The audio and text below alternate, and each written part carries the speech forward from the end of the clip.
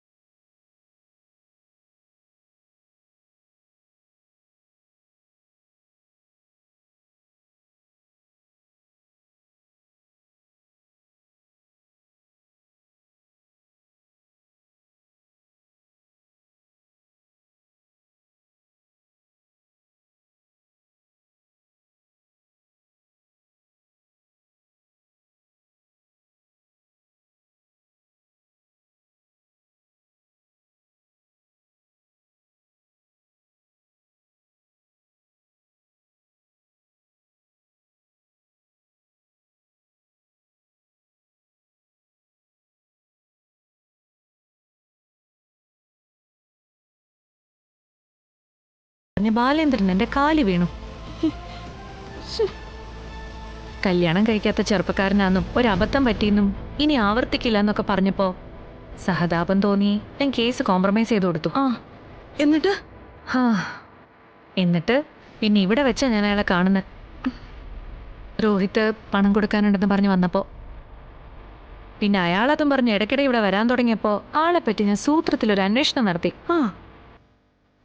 അയാൾക്കൊരു ഫിനാൻസ് സ്ഥാപനം ഉണ്ടെന്നുള്ളത് ശരിയാ, പക്ഷേ അതിന്റെ പേരിൽ പല തട്ടിപ്പുകൾ നടത്തുന്നുണ്ട്. എന്ത് തട്ടിപ്പ്? ഇവിടെ അയാൾ നടത്താൻ ഉദ്ദേശിച്ചിരിക്കുന്നത് തന്നെ ഈ ഭർത്താവ് മരിച്ചുപോയ 50 കഴിഞ്ഞ സ്ത്രീകളിലെ ആ കക്ഷിയുടെ മെയിൻ നോട്ടം. മരിച്ചുപോയ ഭർത്താവ് അയാളുടെ സ്ഥാപനത്തിൽ നിന്ന് ലക്ഷങ്ങൾ കടം വാങ്ങിയിട്ടുണ്ടെന്ന് പറഞ്ഞ് അയാൾ അവരുടെ വീട്ടിലിങ്ങനെ കയറി ഇറങ്ങും. ഉദ്ദേശം വേറെയാന്നേ. ഞാൻ പണം കടം വാങ്ങിച്ചിട്ടില്ല എന്ന് മരിച്ചുപോയ ഭർത്താവ് എന്ന് പറയാൻ പോകുന്നില്ലല്ലോ. ഇവിടെ ഇപ്പം നിങ്ങളുടെ ഭർത്താവിനെയല്ല, കാണാതായ മകനെ അയാൾ ആയുധമാക്കിന്ന് മാത്രം. ഇവിടുത്തെ ആധാരം അയാളുടെ സ്ഥാപനത്തിൽ ഇരിക്കുകയാണെന്നൊക്കെ പറഞ്ഞതോ? ഒരു സംശയം തോന്നിയപ്പോ ഞാൻ അതും പരിശോധിച്ചു. ദാ ഇവിടുത്തെ ആധാരം.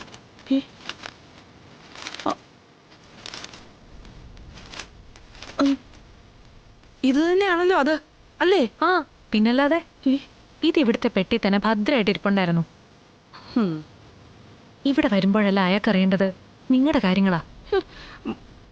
പത്മാവതി അമ്മയുടെ ഇഷ്ടങ്ങള്, എപ്പോ ഉറങ്ങുന്നു, ഭർത്താവില്ലാതെ എങ്ങനെ ഒറ്റയ്ക്ക് ജീവിക്കുന്നു വരെ കേട്ട് കേട്ട് മടുത്തപ്പോഴാണ് എനിക്കൊരു സംശയം തോന്നി അന്വേഷണം നടത്തിയത്. ഇത്രയ്ക്ക് ഇഷ്ടപ്പെട്ട് ഇവിടെ ഇങ്ങനെ ചുറ്റിക്കറങ്ങുന്നുണ്ടെങ്കിൽ പത്മാവതി അമ്മയെ മുമ്പ് അയാൾ എവിടെയോ വെച്ച് കണ്ടിട്ടുണ്ടാവുന്ന എന്റെ ബലമായ സംശയം. നേരായിരിക്കും. രോഹിത്തിന്റെ അച്ഛൻ മരിച്ചപ്പോ കതറി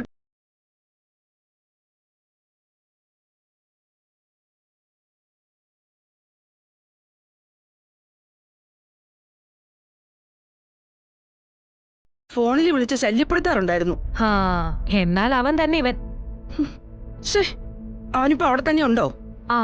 അതല്ലേ രസം. ഒന്ന് റെസ്റ്റ് എടുക്കണമെന്ന് പറഞ്ഞ് ബെഡ്റൂമിൽ കയറി ഇരിക്കുക. ബെഡ്റൂമിലോ? ആരുടെ ബെഡ്റൂമില്? പത്മാവതി അമ്മയുടെ തന്നെ, വേറെ ആരുടെ? എന്നെ ഇങ്ങോട്ട് പറഞ്ഞു വിട്ടത് പത്മാവതി അമ്മ അങ്ങോട്ടൊരു ഗ്ലാസ് പാലുമായിട്ട് പറഞ്ഞേക്കണമെന്ന് പറഞ്ഞ. കൊടുക്കാൻ ഞാൻ അവന് പാലും വെള്ളം.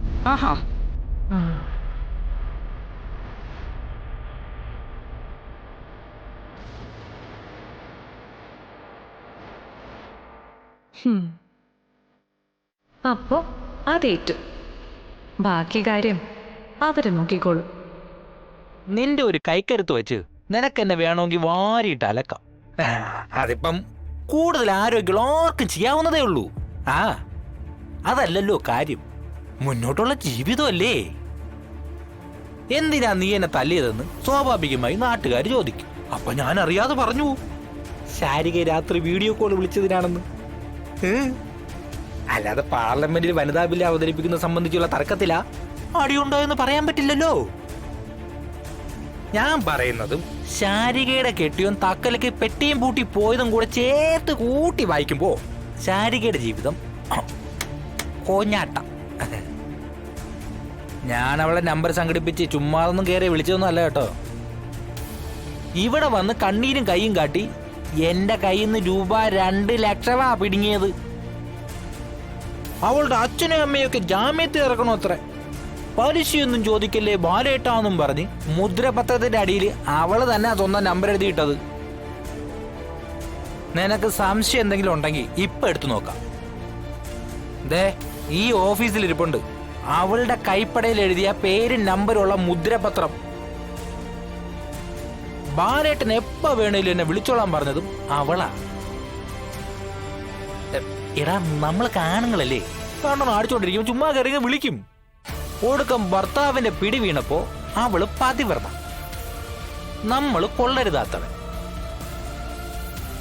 അല്ലെങ്കിലും എല്ലായിടത്തും അങ്ങനെ തന്നെ ആണല്ലോ. ബാലേന്ദ്ര, കള്ളം പറയരുത്. കള്ളം തന്നെയാടാ. പക്ഷെ എന്തു ചെയ്യാം, നാട്ടുകാർക്കേ കള്ളങ്ങളാ സത്യത്തെക്കാൾ കൂടുതൽ ഇഷ്ടം. ഞാൻ അവളെ ഇനിയും വിളിക്കും. അവള് പറഞ്ഞ പള്ളൊന്നും ഞാൻ കാര്യമാക്കുന്നില്ല. കോൾ അറ്റൻഡ് ചെയ്യുന്നില്ല എന്നുണ്ടെങ്കിൽ നിന്റെ ശാരദാമ്മയുടെ പവിത്രമായ കുടുംബശ്രീ ഹോട്ടലിന്റെ മുന്നിൽ ബോർഡ് വച്ചതുപോലെ തന്നെ ഞാൻ മാട്ടിറച്ചി കട തുടങ്ങും. നോക്കി പേടിപ്പിക്കണ്ട.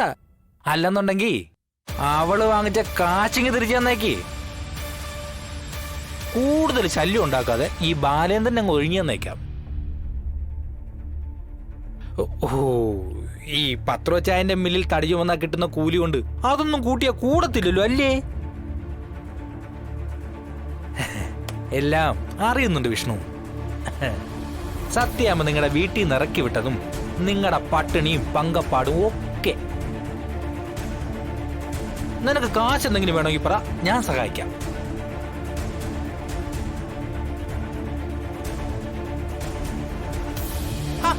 നീ അങ്ങനെ അങ്ങ് പോകാതെ. പത്രോച്ചായന്റെ മില്ലിലെ ലോറിയും തൊഴിലാളിയിൽ നിന്നും പ്രൊമോഷൻ വല്ലതും വേണമെങ്കിൽ നീ എന്നോട് പറഞ്ഞാ മതി. ഞങ്ങളെ തിക്ക് ഫ്രണ്ട്സാ.